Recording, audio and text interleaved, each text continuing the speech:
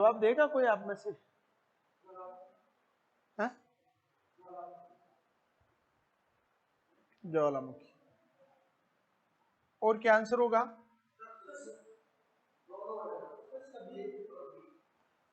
अच्छा सभी, अलग से एक ऑप्शन और क्रिएट कर देता हूं, ई, सभी। ये सभी घनश्याम की तरफ से ए, ये आपकी तरफ से हो गया है ज्वालामुखी, ये ज्वालामुखी हो गया। मनीषा आपकी तरफ से क्या होगा?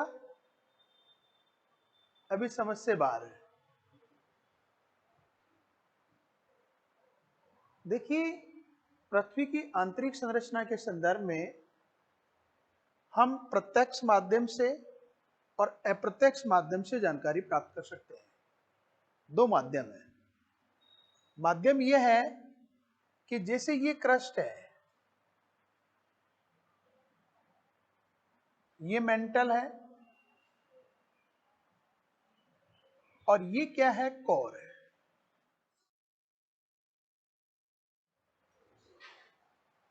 फिर कोर में भी ये आउटर कोर है और ये इनर कोर है।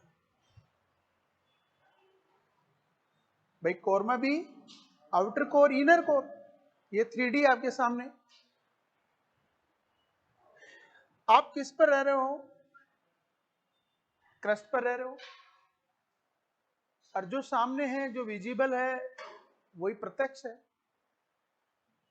जो दिखाई दे रहा है वही प्रत्यक्ष है। तो आप इसके बारे में कैसे बताएंगे?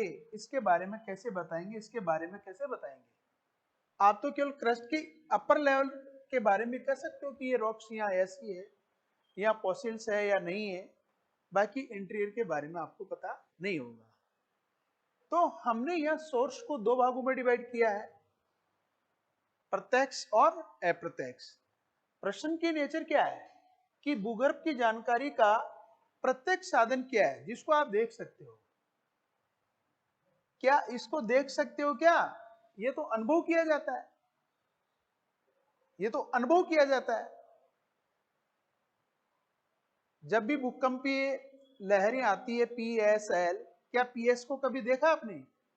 केवल विशेषताएं पढ़ते हैं अपन, केवल इसके गुणधर्म पढ़ते हैं, फीचर्स पढ़ते हैं कि मटेरियल के साथ, जो मटेरियल है, चाहे वो क्रस्ट का हो, चाहे मेंटल का हो, चाहे आउटर कोर का हो, चाहे इनर कोर का, जो मटेरियल है, जो पदार्थ है, उसके साथ तरंगों का क्या बिहेव होता है, उसके आधार पर अपन अनुभव करते हैं कि पी तरंग कहां गई, कहां नहीं गई, पी तरंग की स्पीड कहां ज्यादा हुई, कहां कम हुई। ठोस पदार्थों में पी तरंगों की गति ज्यादा हो गई, गैसीय अवस्था में कम हो गई, या एस तरंगे तरल पदार्थ से विलुप्त हो गई, या अपने डायरेक्शन को चेंज कर लिया। तो ये हम संबंधित माध्यम में, संबंधित मटेरियल में, संबंधित पदार्थ में उसके क्या पढ़ते हैं? गुणधर्म पढ़ते हैं। और उन गुणधर्मों के आधार पर, उन फीचर्स के आधार पर हम ये जस्टिफाई करते हैं कि पृथ्वी के इंटीरियर में क्या क्या हो सकता है। इधर ग्रेविटी कैसे कह देगी?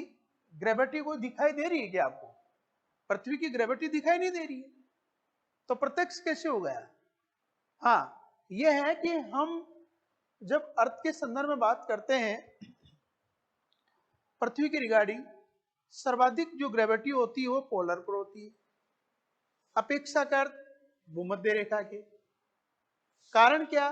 कि ध्रुव नजदीक है, केंद्र के नजदीक है, इसकी वजह से ध्रुव पर पृथ्वी की ग्रेविटी ज्यादा होती है। अब वो ज्यादा क्यों होती है? ज्यादा अगर है, अगर मान लो कहीं ग्रेविटी ज्यादा है, तो इसका मतलब वहां द्रव्यमान ज्यादा है, क्योंकि द्रव्यमान का सीधा संबंध ग्रेविटी से होता है। तो हम केवल ये फीचर्स, मटेरियल के फीचर्स पढ़ रहे हैं, गुणधर्म पढ़ रहे हैं, उसके आधार पर अनुमान करेंगे कि क्या स्थिति है। इधर पृथ्वी का मैग्नेटिक जो है फीचर्स है, ये भी जहां लोहा होगा, निकिल होगा, वहां मैग्नेटिक क्षेत्र ज्यादा होगा, तो इसको भी केवल अपन महसूस ही कर सकते हैं।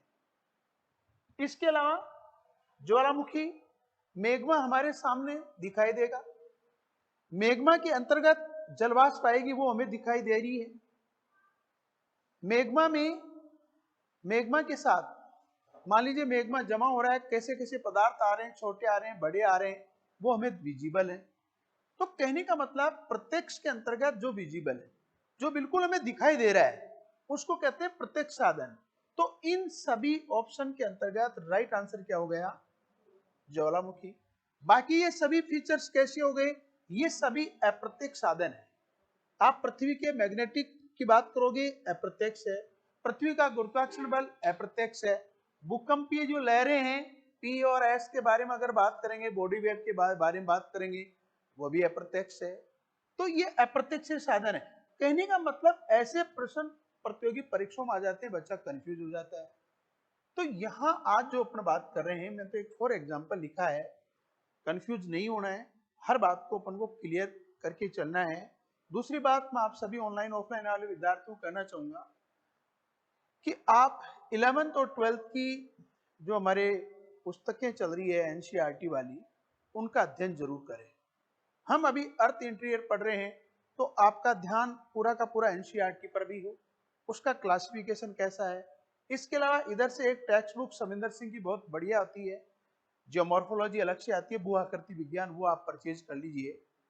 एक है भौतिक भूगोल, भौतिक भूगोल में तो क्या क्लाइमेटोलॉजी, ओशियनोग्राफी और जियोमॉर्फोलॉजी सब शामिल है। लेकिन एक पर्टिकुलर किताब है भू आकृति विज्ञान, सविंदर सिंह, बहुत बढ़िया किताब है, उससे बाहर बनता ही नहीं है।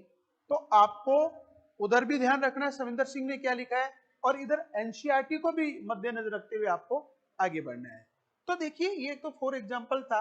हम यहाँ जो इसके अर्थ इंटीरियर के संदर्भ में जो देख रहे हैं, स्थिति ये है कि अपर पार्ट क्रस्ट है, मध्यवर्ती भाग मेंटल है, आंतरिक भाग के लिए अपन ने कोर शब्द से संबोधित किया है, और इस कोर में भी आउटर कोर और इनर कोर है। अब प्रश्न ये उठता है कि हमें इस क्रस्ट के बारे में ज्यादा से ज्यादा जो जानकारी अब तक प्राप्त हुई है, वो लगभग 12 किलोमीटर की गहराई तक जानकारी प्राप्त कर पाए हैं।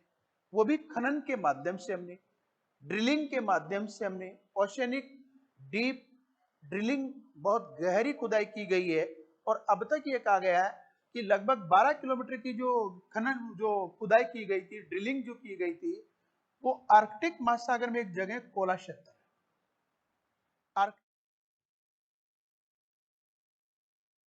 गहरा खनन किया गया है, 12 किलोमीटर गहरा। या आप अगर ज्यादा से ज्यादा खनन को देखें तो साउथ अफ्रीका की जो गोल्ड की माइंस है, साउथ अफ्रीका की गोल्ड की माइंस भी लगभग 3 से 4 किलोमीटर गहरी खोदी जा चुकी है। बस वर्ल्ड में इससे ज्यादा कहीं भी ड्रिलिंग नहीं हुआ है, वर्ल्ड में इससे ज्यादा कहीं भी ड्रिलिंग नहीं हुआ है। एक तो साउथ अफ्रीका की जो माइंस है जोहान्सबर्ग वगैरह, वहां से 3 से 4 किलोमीटर की गहरा खनन हो चुका है। एक ओशियनिक जो ड्रिलिंग चल रही थी कोला क्षेत्र में, वहां 12 किलोमीटर, इससे ज्यादा नहीं हुआ है। अब हम तो पूरी की पूरी बात कर रहे हैं, यहां तक की बात कर रहे हैं कि यहां तक क्या है, यहां तक की क्या स्थिति है। यहां तक का मतलब पृथ्वी की पूरी त्रिज्या आ गई भाई, यहां तक पृथ्वी की त्रिज्या। और पृथ्वी की त्रिज्या कितनी है? अगर अपन पूरी बात करें तो 6373 किलोमीटर। तो इसके बारे में हमें जानकारी करना है। पृथ्वी की सतह से लेकर पृथ्वी के मध्यवर्ती बिंदु तक की बात करेंगे, पृथ्वी की सतह से लेकर के और पृथ्वी के इस मध्यवर्ती बिंदु की, इस पूरी की बात कर रहे हैं अपन कि यहाँ क्या है, यहाँ क्या है, यहाँ क्या है। मीन्स जो मटेरियल है, जो पदार्थ है, उसकी अवस्था क्या है, उस पदार्थ के गुणधर्म क्या है, उसके फीचर्स क्या है, उसकी विशेषताएं क्या है। देखिए, पदार्थ 3 माध्यम में होता है, या तो तरल में हो सकता है, या वो ठोस में हो सकता है, वो गैस में हो सकता है। ये 3 माध्यम है, और वास्तव में परिस्थिति ये मिल रही है कि तीनों माध्यम में ये मटेरियल आज भी प्रेजेंट है। तमाम सभी साक्ष्यों के आधार पर हम देखते हैं कि जो संबंधित जो पदार्थ, जो माध्यम है, ये 3 माध्यम में हमारे पास आज भी है।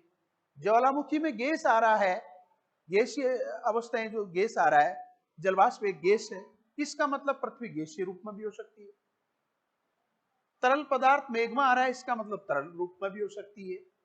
विखंडित पदार्थ पायरोक्लास्ट आ रहे हैं, इसका मतलब ठोस रूप में भी हो सकती है तीनों स्टेज माध्यम, जो मटेरियल है, जो पदार्थ है, वो तीनों केस में है। तो देखिए दोस्तों, आज का जो हमारा टॉपिक है अर्थ इंटीरियर है। तो सबसे पहले हम जो ये बात करेंगे अर्थ इंटीरियर के बारे में, हमारे पास कौन कौन से संसाधन हैं, कौन कौन से साधन हैं जिसके द्वारा हम इसकी जानकारी प्राप्त करते हैं। तो आप सब छात्र एक नोट करें, एक टेबल बनाइए आप। उस टेबल से ऑब्जेक्टिव प्रश्न काफी बनते हैं। पृथ्वी की आंतरिक संरचना के संदर्भ में, नोट कीजिए, पृथ्वी की आंतरिक संरचना के संदर्भ में निम्नलिखित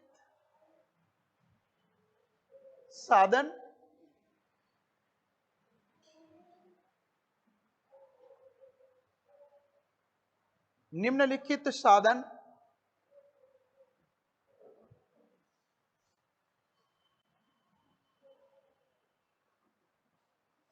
या